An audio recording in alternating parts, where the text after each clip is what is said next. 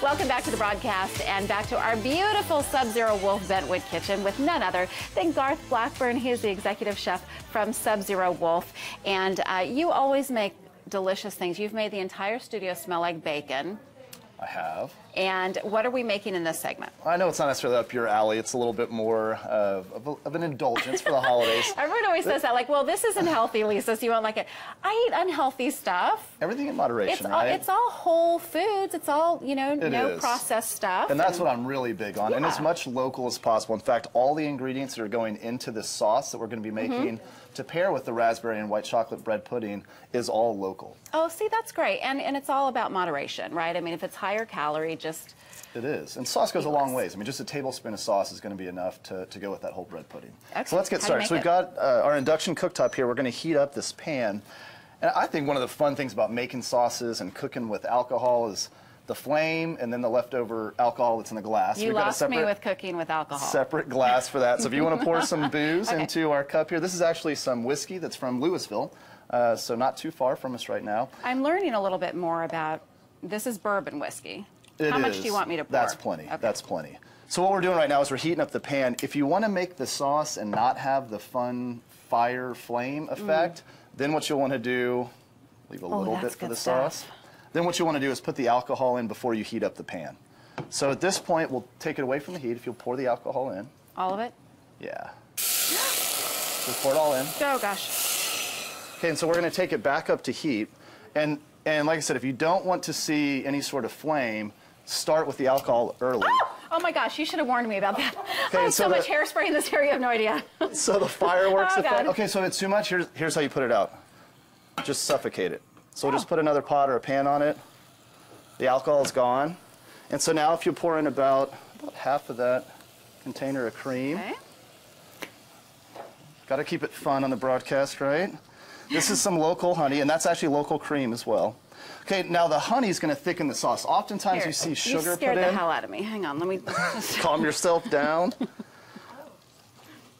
Oftentimes you see when people are cooking these sauces, they're having to use sugar, and they're trying to thicken it, and sometimes the butter separates. What's going to happen here is the honey is actually thickening the sauce. Wow. And this is local honey, so it's good for your allergies. So we're just going to swirl that. I've always heard that. Is that true? It is, absolutely. It helps boost your immunity to local allergens. And that makes a honey buttered rum sauce a healthy sauce that way, right? Nice. And so we've got some local butter as well. We can add this in at the end. It's not a necessity. Once you'll see it starts to thicken here. And one thing I should add as well, if you ever see cream start to boil over, don't just turn the burner off. If you blow on it, that'll break the surface tension of the bubbles and it'll immediately go back down. So for right now, it's starting to thicken up a little bit quick, so we can lower it. I would worry about it burning. That's why you have to constantly move it, is that right? That's going to kind of swirl it in, so it's one less thing to wash in the kitchen. Instead of using a whisk, it'll actually come all together with the honey kind of blending in with it. Are we putting the butter in? We can. I actually like, by not doing the butter, it'll never separate, which means the fat floats to the top, and you're still going to get plenty of richness with this. Oh. And this is going to go with our bread pudding. We are keeping warm in the oven. Oh, my goodness.